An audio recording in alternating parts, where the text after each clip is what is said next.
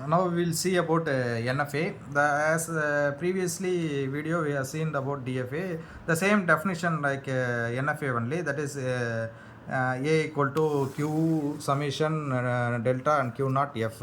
So already it told about that Q is a set of states, and summation is an input symbol, and delta is a transaction function, and Q naught is an initial state, and F is an final state. We'll see one example about that NFA. So in that they have given that question, what does that means?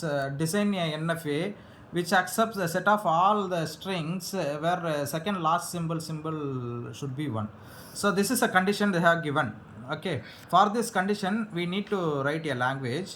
So what they told means where the second last symbol, which means that there will be a last string. Before that it should be, before that last input string that should be in 1. This is a condition has been given. So in that language, what are the possible string means? Well, let me see some that strings are there. So the 0 1 0, so that last is an 0, they have given us an 0. Before that 1 is there. This is an second last symbol, that is the 1 has been given. So see that next string also it is an 1 has been given, and this also like that. As soon as we can able to write the possible strings, there are many strings we can able to write. For that all the strings it should be accepted by one NFA diagram. So for that as we know that NFA is an if you are giving what is the rule for that NFA means, if you are giving one input symbol, it moves to more than number of states. That is, if you are giving us a 0 means it moves, that the input symbol is moves to more than 1 states. So that is an main rule for that NFA, for drawing the NFA. So initially they started, initial status has been Q naught. Here initially they have given that first 0, first string we will see about first. They have given 0. The given 0 is an that is over loop, and next input symbol is compulsory. The second input symbol is 1. They have given in that first string. In the first string, the next input symbol is 1, and then next input symbol is 0. 0 has been given, so it reached the final state. So like that in NFA there is many possibilities are there. They can able to start with 1 or 0. So that's why they have given that they started with 0 or 1, and the next input symbol has been given as an 1.